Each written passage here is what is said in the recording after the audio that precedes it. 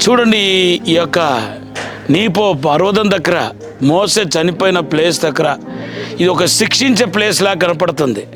కానీ యేసు ప్రభు ఇది ఇక్కడ శిక్షించే ప్లేస్ అయినా దేవుడు ఆ శిక్షను కొట్టివేసే ప్లేస్గా మనకు కానాన్ కనపడుతుంది.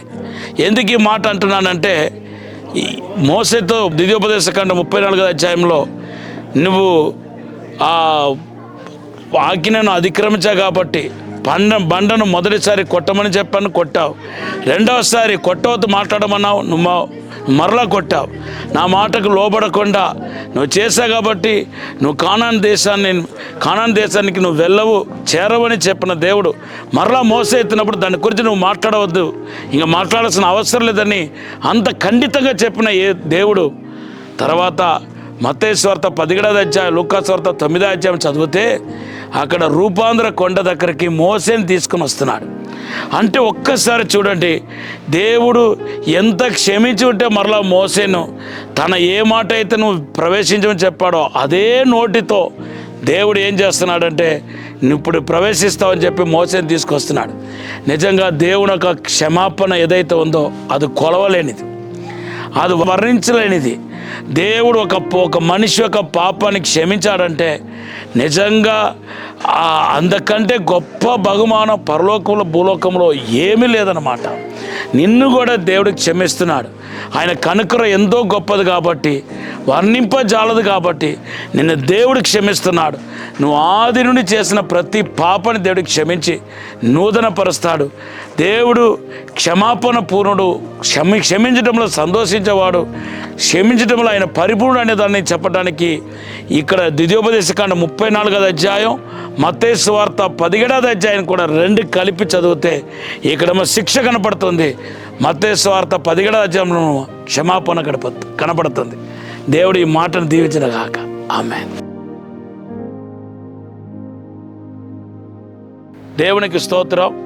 ఇది కూడా నెప్పో పర్వతం దగ్గర నిలబడి ఈ యొక్క దేవుని యొక్క ప్రేరేపణతో ఈ మాట చెప్పడం జరుగుతుంది.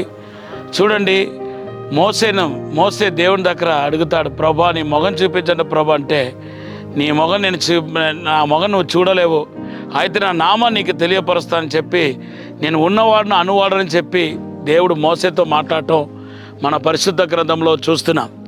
కానీ ఆ తర్వాత దేవుడు ఆ టైం బీయింగ్ అలా అన్నాడు. ఎందుకంటే దేవుడిని ఒక్కడు కూడా చూడలేదు, దేవుని యొక్క మొగాన్ని ఎవరు చూడలేదు, తండ్రి తప్ప నా తప్ప ఎవరు తండ్రిని చూడలేదని యేసు ప్రభు చెప్పాడు. అయితే యేసు ఒకవేళ దేవుని మొగాన్ని దర్శించడానికి అప్పుడు ఇంకా పాప క్షమాపణ దొరకలేదు. కానీ రూపాంధ్ర కొండకు వచ్చేసరికి 17వ అధ్యాయంకి వచ్చేసరికి మరి యేసు స్వరాన్ని మోసే చూశాడు. దేవుడు ఆయన హృదయ వాంఛలు తీర్చేశాడు. చూసారా? మరి యేసుని మీరు చూస్తారు కదా అని మీరు అనవచ్చు. యేసు ప్రభు నన్ను చూసిన వాడు నా తండ్రిని చూస్తున్నాడని చెప్పాడు. కాబట్టి మోసే మొదటిగా దేవుని మొగాన్ని నేను చూడాలన్నప్పుడు తుణీకరించబడిన తర్వాత దేవుని బిడ్డలారా ఆయన హృదయ వాంఛలు తీర్చడం అనేది మనకు జరుగుతుంది. ఆలస్యమైన నీ హృదయ వాంఛలు దేవుడు తీరుస్తాడు. నువ్వు ఆశ్చర్యపడాల్సిన అవసరం లేదు, దిగులు పడాల్సిన అవసరం లేదు. నువ్వు ఎటువంటి కోరిక కలిగి ఉన్నా అది ఒకవేళ భక్తి సంబంధమైనది అయితే దేవుని చిత్తానుసారమైన కోరికలు ఏదైనా సరే దేవుడు సఫలపరుస్తాడు. కీర్తన 37:4-5 మీరు ఎత్తిపట్టి ప్రార్థన చేయండి, మీ హృదయ వాంఛలన్నీ దేవుడు నెరవేరుస్తాడు. దేవుడు ఈ మాటను ఆశీర్వదించుగాక. ఆమేన్.